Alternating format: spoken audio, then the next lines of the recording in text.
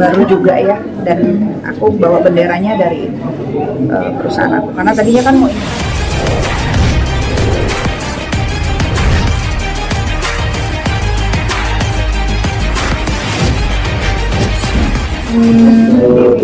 ternyata gini ya rasanya jadi seorang produser gitu ya, kayak bikin film. Ekspektasinya gimana, karena kan nggak pernah ada yang tahu ya nanti diterima atau enggak atau gimana hasilnya ya. Lebih ke situ sih tegangnya. Terus kedua, kenapa? Karena project pertama ya harus kita kurasiin yang benar, karena memang bukan pakai uang pribadi gitu kan. Yang namanya investasikan sesuatu kan kita perlu yakin ke projectnya, yakin ke siapa, jangan sampai nanti taruh tiba-tiba hilang terus nggak jadi apa-apa. Tapi aku percaya Rocky dan Hitmaker, aku udah punya relationship yang cukup panjang dan relationship yang cukup baik. Alhamdulillah semua film aku di Rocky gitu, di Hitmakers, dan juga project-project yang mereka lakukan, yang mereka bikin, ya mudah-mudahan akan terus konsisten lah. Jadi lebih ke situ sih. Berarti bebannya double ya daripada cuma sekedar jadi baik. Karena sebenarnya kan ya kayak tadi mungkin teman-teman udah nonton ya. Sebenarnya yang lebih starnya tuh menurut aku sih Sumala dan Kumalanya, karena judulnya juga Sumala ya.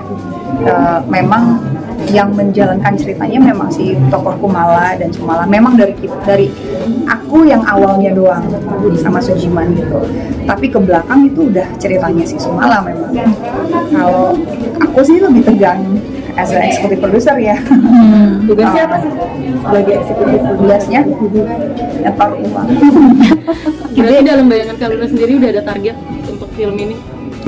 Aku sih sebenarnya pengennya kalau boleh berharap ya 2,5 gitu. Aku nggak berharap harus 10, enggak, segitu aja gitu. Biaya investasi yang dikeluarkan tuh mencapai berapa sih kan taserannya? Ada. Menekankan uang pribadi ya. Iya. Katanya depannya apakah akan coba di dunia ini lagi? Aku udah ada 5 film sih yang kedepannya. Sama Rocky kan 2, Hitmaker 2, abis ini kan yang Santet, terus ada 2 di Base, My Knowing Brothers juga, dan ada satu lagi yang aku main juga, dan insya Allah ada satu film yang aku main juga dan aku juga saya sebagai produser. Udah berapa lama sih pertimbangannya pengen jadi? Udah lama banget sih sebenarnya, udah lama, karena kalau kita ngelihat rata-rata di luar gitu kayak di Hollywood ini udah hal yang biasa ya gitu. Kalau kita ngelihat kayak semalam aku nonton filmnya Halle Berry, dia udah punya production sendiri, dia executive producernya juga, so it's something really common lah. Kayak gini tuh udah bukan sesuatu yang kayak wah dia jadi executive producer, enggak sih, karena aku merasa ya kalau emang kita pede dengan projectnya, ya kita mau all out lah di situ, karena kita sebagai pemain ya ibaratnya kita beli putus kan, mau laku mau enggak ya udah bayarnya segitu aja gitu. Tapi kelanjutan project ini kalau kita sebagai executive producer, kita sebagai produser kan sampai nanti kita punya hak di situ gitu loh. Jadi nggak cuma selesai di bioskop, tayang kayak di beberapa negara, tayang di OTT, bahkan misalkan IP-nya dalam kurun berapa tahun itu ternyata bisa dijual lagi, ya kita ada andil juga di situ sesuai dengan persentase yang kita investasikan. katanya turut mendesain juga nih bajunya Sumala. Ini kira-kira gimana nih Kak? Bajunya Sumala katanya turut mendesain juga nih, detail-detailnya dipikirkan juga. Kasih ide-ide aja, enggak. Maksudnya kalau kreatif kan sebenarnya udah proses ini udah terjadi gitu. Aku nggak ikutan secara detail, tapi kayak along the way dari reading gitu, kayak kasih ide, ini pas foto poster ini. Nah kalau kayak Santet juga aku nggak terlibat secara kreatif ya, karena memang aku percayain produser dan sutradara yang udah di sana. Mungkin nanti aku kayak bantu-bantu, mungkin kayak di promosi gitu, kayak gimana sih cara supaya filmnya juga bisa lebih banyak. Nextnya mungkin akan berada di belakang layar atau gimana sih?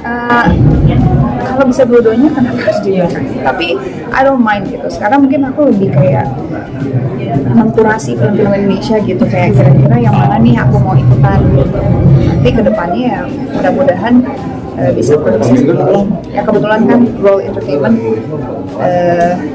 baru juga ya, dan aku bawa benderanya dari perusahaan aku, karena tadinya kan mau invest gitu tapi harus punya bendera gitu kayak PT-nya gitu.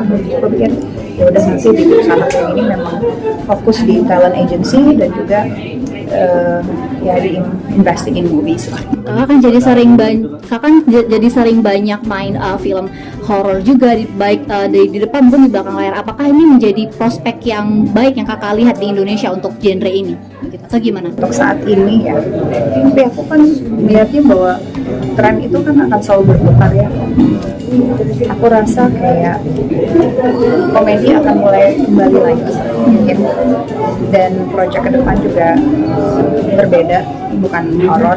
Terus aku pikir horor itu akan selalu punya tempat yang spesial di hati pecinta film Indonesia ya, karena memang orang Indonesia itu sangat superstitious, sangat apa ya, yang kita di pengkolan aja percaya itu ada penunggunya gitu. Jadi memang aku rasa Hollywood punya film actionnya, kayaknya Indonesia punya film horor.